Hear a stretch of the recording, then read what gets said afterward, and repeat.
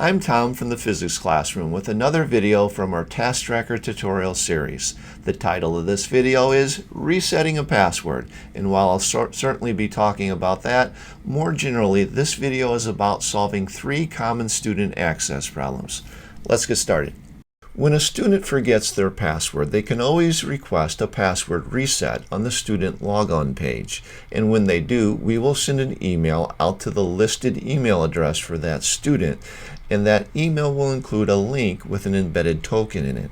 Now, a token can be thought of as a bit of programmatic code that makes that link work to do the password reset. The problem is that some school email security systems remove the token from the link, and the result is that it doesn't work and a student can't reset their password. Do not fear, you can reset the password yourself. So simply bring the student up to your computer, log on to your classes page, scroll down to the student roster, and then to the left of the student's name, you see a series of icons.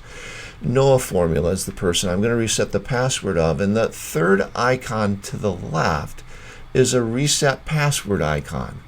I'm going to click on that, and I'm going to just either have Noah enter his password twice, or I'll enter it for him, and then I'm going to click on the reset button, and Noah will have a reset password and have his logon problem solved until he forgets it again.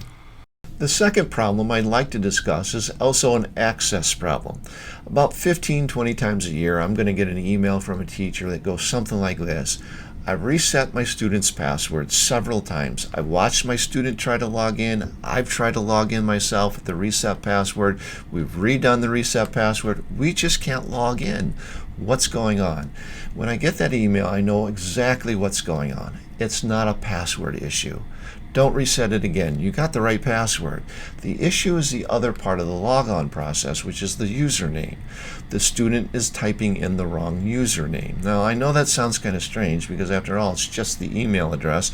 How can you mess it up that many times? And the issue is that the first time the student entered that email on registration, they entered the wrong email address.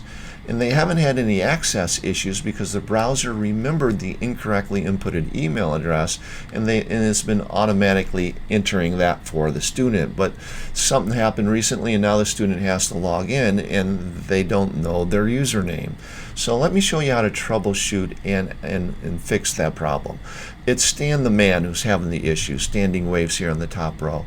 Here, these action icons, hover over them. They tell you what they do. All right, I want the first one.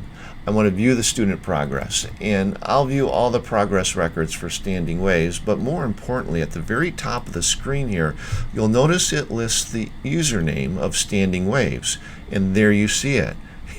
Stan's got the wrong email address. He entered up on registration 555 at nothere.camo instead of .com, and the result is he doesn't know that, and he can't access his email.